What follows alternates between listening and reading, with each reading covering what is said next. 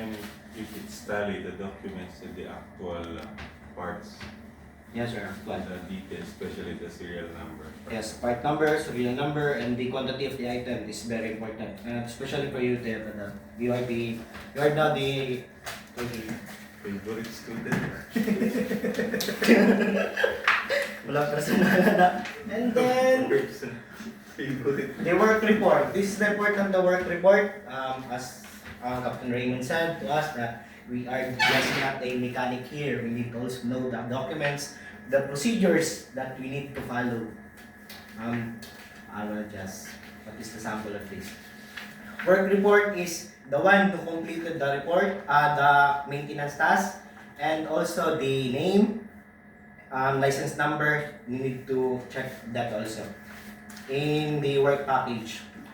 Who are conducted the maintenance, who completed the maintenance, and then the signature of the person, and also the license number of the person.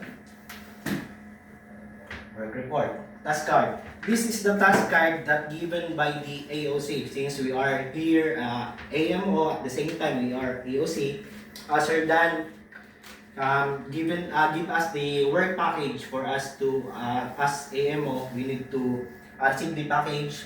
We have the work task. We have here the detailed what will be the maintenance that needs to be do or follow.